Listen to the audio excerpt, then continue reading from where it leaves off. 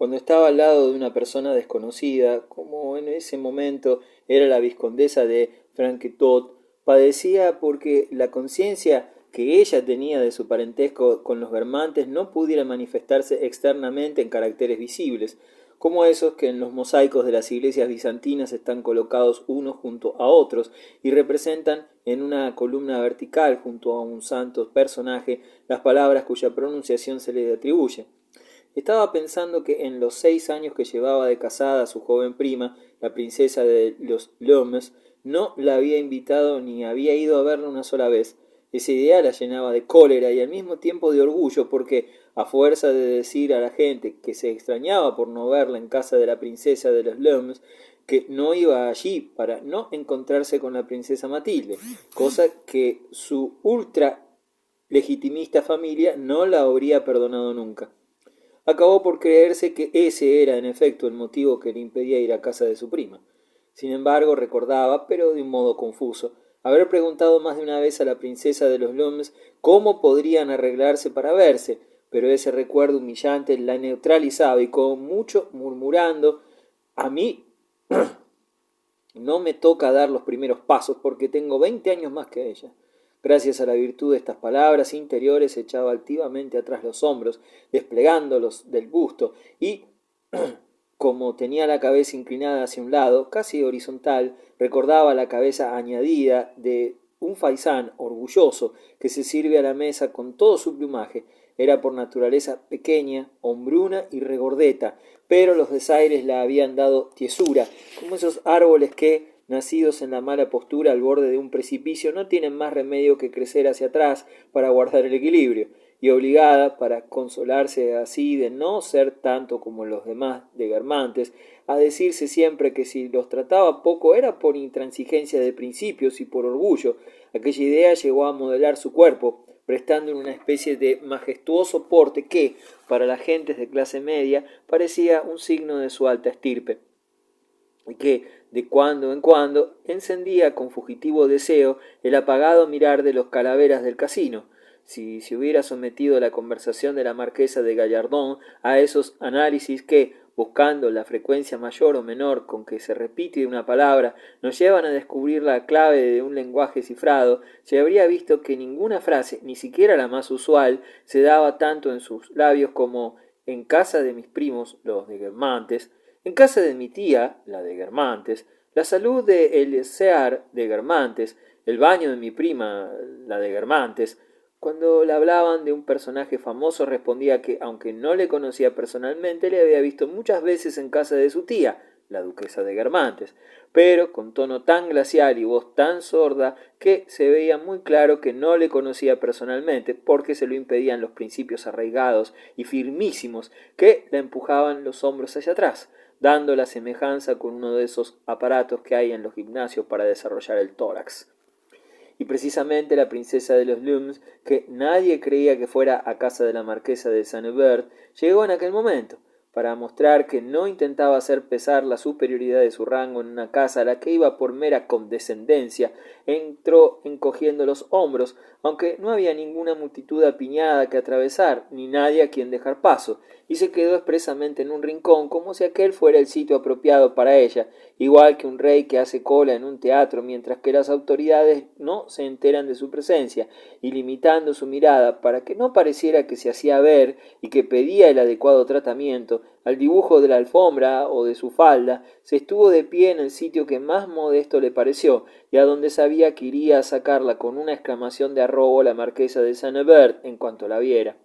Junto a la marquesa de Cambremer, a quien no conocía, observaba la mímica de su vecina, melómana ella también, pero no la imitaba, y no es que no deseara la princesa para 5 minutos que iba a pasar en casa de Saint-Hubert y para que el favor que así le hacía valiera aún más mostrarse amabilísima, pero sentía un horror instintivo a lo que ella llamaba exageraciones, y deseaba mostrar que ella no tenía por qué entregarse a manifestaciones que no concordaban bien con el estilo del grupo de sus íntimos, pero que no dejaban de hacerle efecto, gracias a ese espíritu de imitación que el ambiente nuevo, aunque sea inferior, desarrolla hasta en las personas más seguras de sí mismas.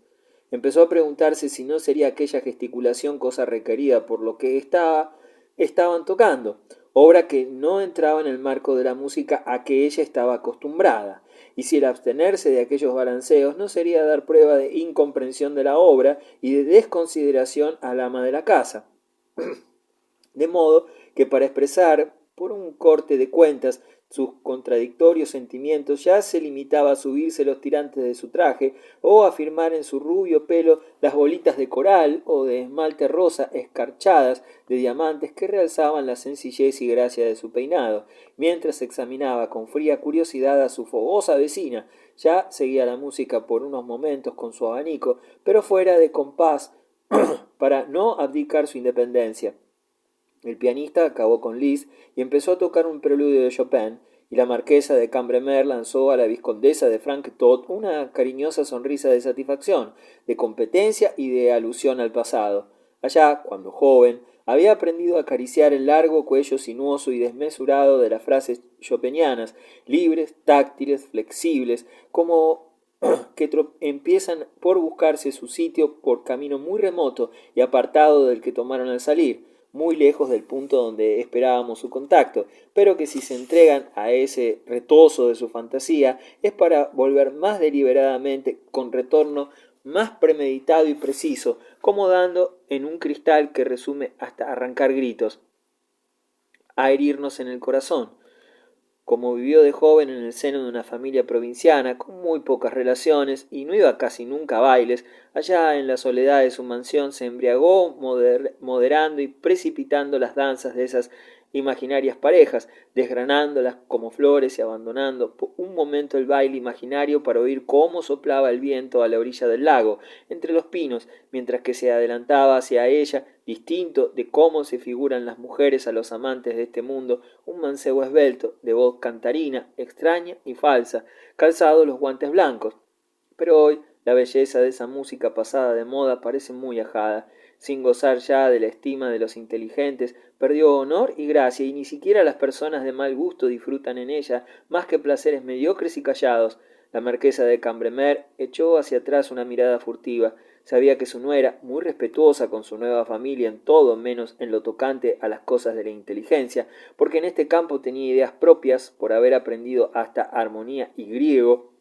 despreciaba a Chopin y sufría al oír su música, pero como esa wagneriana estaba lejos con un grupo de muchachas jóvenes, la marquesa de Cambremer se entregó a sus deliciosas impresiones. También la sentía así la princesa de los Lum, aunque no tenía grandes prendas naturales para la música. Desde los 15 años le dio lección una profesora de piano del barrio de Saint-Germain, mujer de genio que al final de su vida se vio en la miseria y a los 70 años tuvo que volver a dar lecciones a las hijas y a las nietas de sus primeras discípulas. Ya había muerto.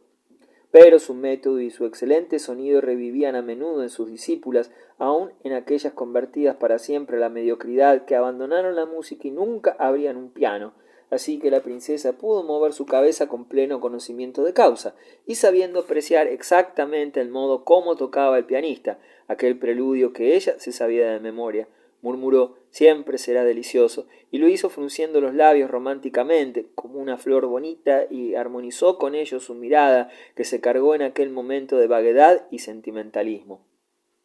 Mientras tanto, la marquesa de Gallardón pensaba que sentía mucho no ver con más frecuencia a la princesa de los Lum, porque estaba deseando darle una lección, no contestando a su saludo. No sabía que tenía muy cerca a su prima. Un movimiento de cabeza de la vizcondesa de Franquetot descubrió a la princesa, e inmediatamente la Gallardón se precipitó hacia ella, molestando a todo el mundo, pero como no quería perder aquel porte altivo y glacial que recordaba a todos que no deseaba mucho trato con una persona en cuyos salones podía encontrarse la princesa Matilde, y a la que ella no debía ir a saludar primero, porque no era de su tiempo, quiso compensar aquel porte de reserva y orgullo con algunas palabras que justificaran su saludo y obligaron a la princesa a entrar en conversación.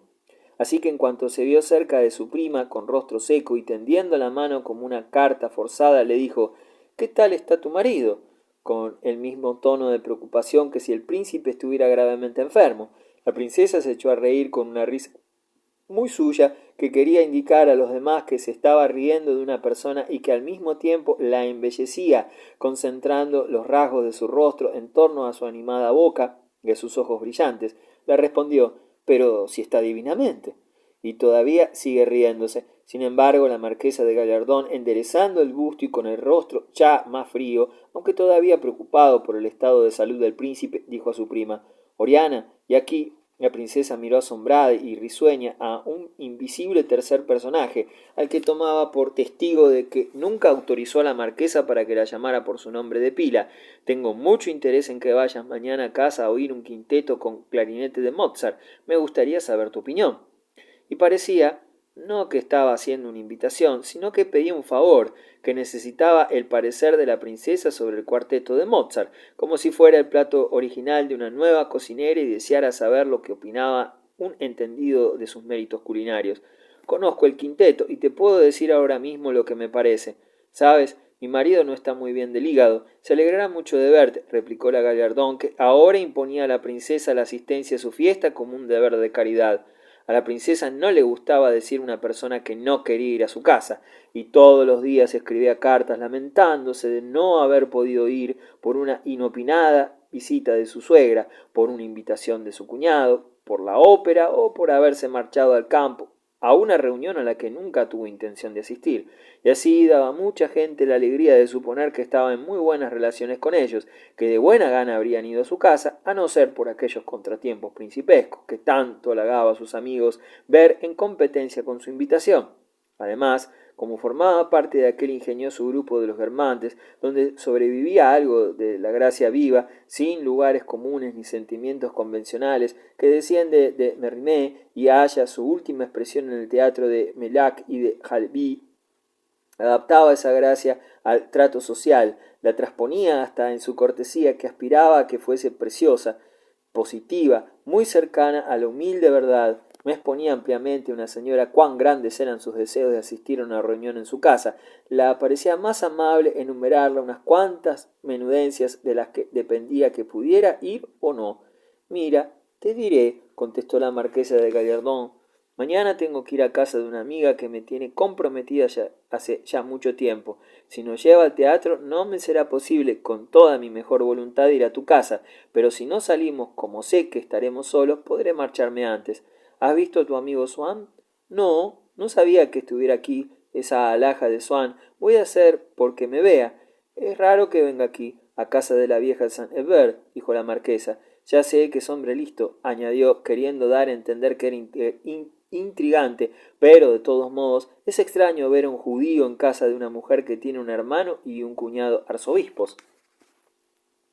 Yo confieso con rubor que no me parece nada extraño, contestó la princesa de los Lum. Ya sé que se ha convertido desde sus padres y sus abuelos, pero dicen que los que abjuran su religión siguen tan apegados a ellas como los demás, y que eso de la conversión es una farsa. ¿No lo sabes tú? Carezco de toda ilustración en ese punto. El pianista, que tenía que tocar dos cosas de Chopin, una vez acabado el preludio, empezó una polonesa, pero en cuanto que la marquesa de Gallardón indicó a su prima que Swann estaba allí, Chopin, redivivo, habría podido tocar todas sus obras sin ganarse la atención de la princesa de los Lum. Hay dos clases de personas,